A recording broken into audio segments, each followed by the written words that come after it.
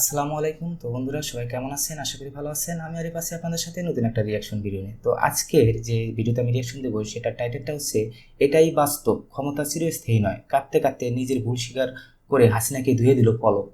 তো আসলে পৃথিবীতে ক্ষমতা চিরস্থায়ী কারোই না। তো আজকের এই ভিডিওটা আপনারা কোনোভাবে মিস করবেন না। ভিডিওটা শুরু থেকে শেষ পর্যন্ত দেখার অনুরোধ করছি।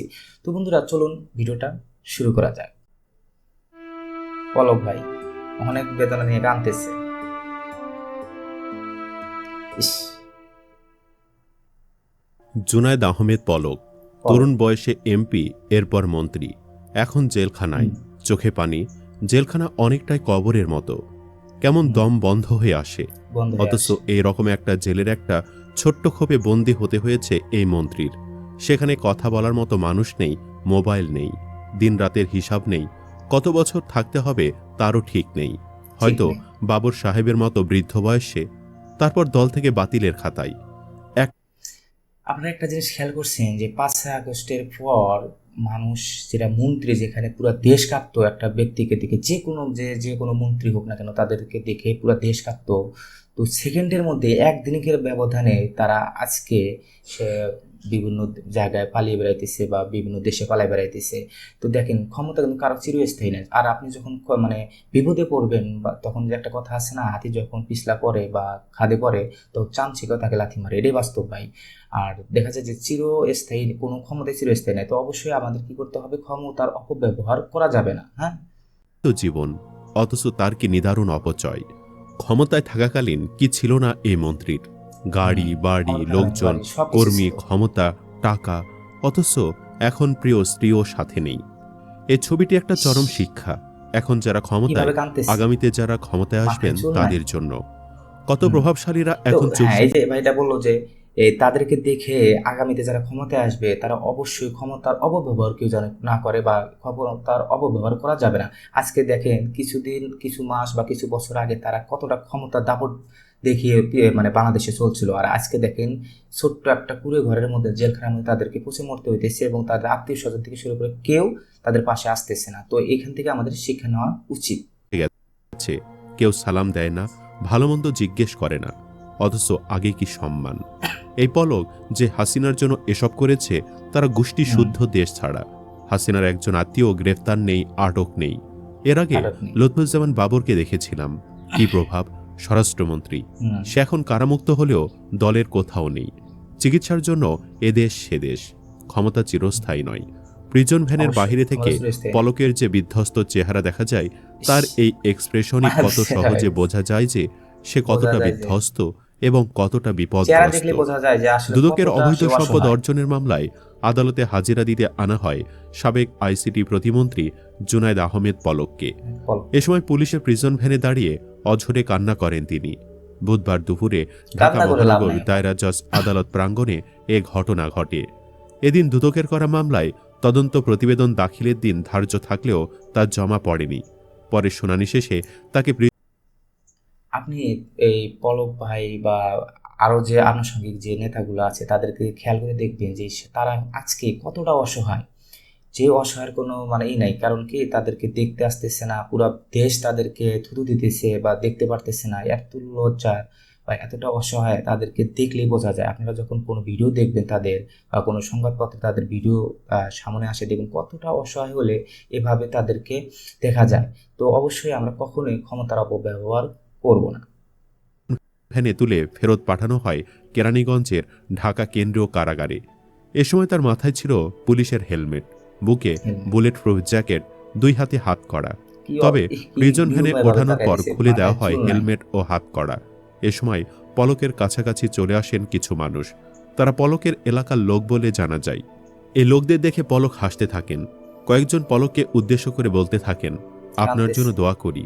তখন পলক তাদের উদ্দেশ্যে বলেন, আমার জন্য দোয়া করবেন।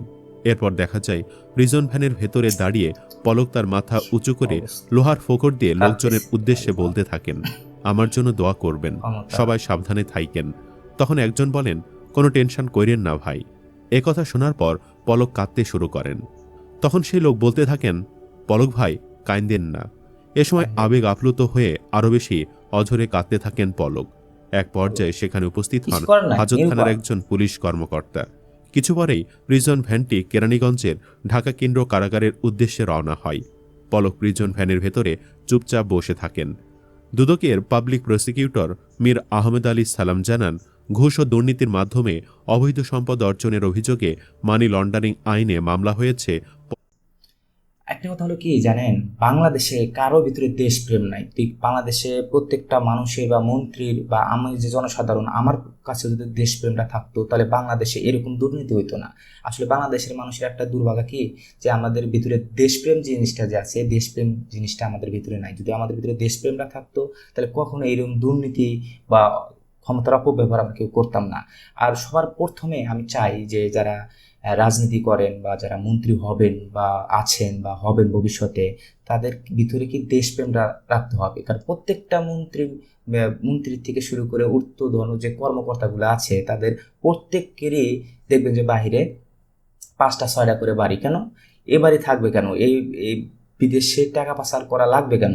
যদি দেশপ্রেমটা থাকতো তাহলে কখনোই একটা লোক বা একটা মন্ত্রী বা যারা বড় বড় পদে আছে তারা কখনোই এই কাজটা করতো না। তারা চিন্তা ভাবনা করতো দেশের মানুষ কিভাবে ভালো থাকা যায় বা দেশের মানুষকে কিভাবে উন্নতি করা যায়, তারা এই ধরনের চিন্তা ভাবনা করতো। কারণ আমাদের মাঝে ভাই দেশপ্রেমটাই নাই। যদি দেশপ্রেমটা থাকতো তাহলে কখনোই এরকম ধরনের দুর্নীতি বা ক্ষমতার অপব্যবহার কেউ আমরা করতাম না। পলক ও তার স্ত্রীর বিরুদ্ধে তদন্ত এখনও চলমান। ছাত্র জনতার গণ অভ্যুত্থানে গত বছরের 5 আগস্ট আওয়ামী লীগ সরকারের পতন হয়। এরপর 15 আগস্ট খিলক্ষেত থানাধীন নিকুঞ্জ আবাসিক এলাকা থেকে গত আত্মগোপনে একটা থাকা দাপট অবস্থায় ছিল। তাকে গ্রেফতার করা হয়। আর এরপর আজকে একাধিক মামলায় গ্রেফতার দেখিয়ে চেহারা তাকে দেখলে বোঝা যায় সে রিমান্ডে যে নিয়ে কতটা জিজ্ঞাসাবাদ নির্ভয়। করা হয়। এরপর আজ জুলাই অভ্যুত্থান চলাকালে ঢাকায় রাসেল গাজী নামে এক ব্যক্তিকে হত্যার মামলায় সাবেক আইসিটি প্রতিমন্ত্রী জুনাইদ আহমেদ পলক ও সাবেক তথ্যমন্ত্রী হাসানুল হক ইনুকে গ্রেফতার দেখানোর আবেদন গ্রেফতার করা হয়েছে। মঞ্জুর করেছেন আদালত। এদিন আদালতে শুনানি শুরুর আগে সাবেক প্রতিমন্ত্রী জুনাইদ আহমেদ পলক তার আইনজীবী ফারজানা ইয়াসমিন রাখির সঙ্গে কথা বলেন। এ সময় আইনজীবী কারাগারে পলকের কোনো কিছু প্রয়োজন আছে কিনা জিজ্ঞাসা করেন, কোনো বই লাগবে কিনা জিজ্ঞাসা করেন তার আইনজীবী। এখন কিভাবে সময় কাটাচ্ছেন কারাগারে, এই প্রশ্নের উত্তরে পলক বলেন, কারাগারে নিয়মিত কোরআন শরীফ পড়ছি।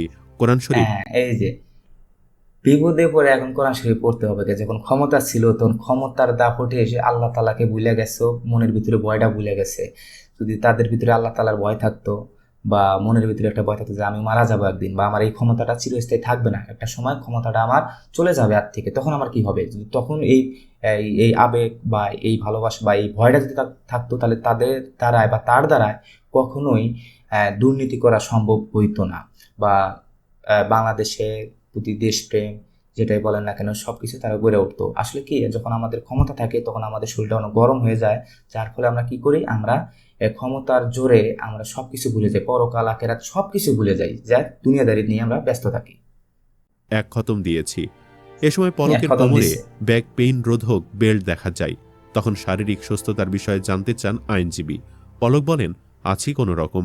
আদালত শেষে অনহাস। পলকের আইনজীবী ফারজানা ইয়াসমিন রাখি বলেন, তিনি কারাগারে কোরআন এই শরীফ চিন্তাটা পড়ছেন, আগে ছিল না কারাগারেই যে এক ক্ষমতা খতম দিয়েছেন, চিরস্থায়ী না। কোমরে ব্যাক পেইন আছে। ক্ষমতা মামলা মানে সূত্রে চলে জানা গেছে, যায়, এখন হলো জুলাই কোরআন শরীফ আন্দোলন খতম দেয়। চলাকালে গত বছরের 5 আগস্ট সকাল 11টার দিকে ঢাকার আশুলিয়া থানার গাজীরচট এলাকায় আন্দোলন করছিলেন মোহাম্মদ রাসেল গাজী।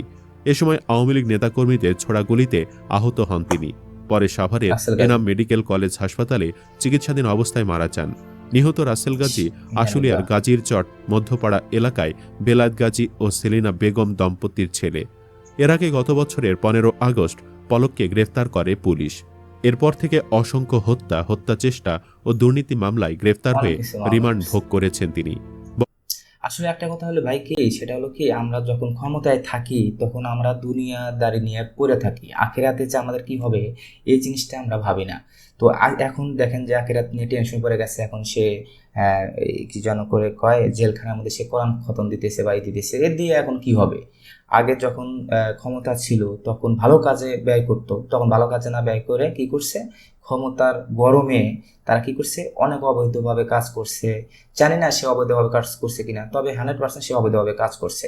আর বিশেষ করে তাদের ভিতরে কোনো দেশপ্রেম ছিল না। যদি দেশপ্রেম থাকতো তাহলে কখনোই তারা দুর্নীতি করতো না, দেশের বিরুদ্ধে দুর্নীতি করতো না। তো বন্ধুরা, ভিডিওটা আপনাদের কেমন লাগলো অবশ্যই কমেন্ট বক্সে জানাবেন। আর ভিডিওটা যদি ভালো লেগে থাকে অবশ্যই ভিডিওতে একটা লাইক দিবেন। তো এই ছিল আজকের ভিডিওটা দেখার জন্য আপনাদের অসংখ্য ধন্যবাদ। আর এইরকম নতুন নতুন ভিডিও পেতে অবশ্যই চ্যানেলটি সাবস্ক্রাইব করবেন। তো আজকে মতো আমি এখানে বিদায় নিচ্ছি। সবাই ভালো থাকবেন, সুস্থ থাকবেন। আল্লাহ হাফেজ।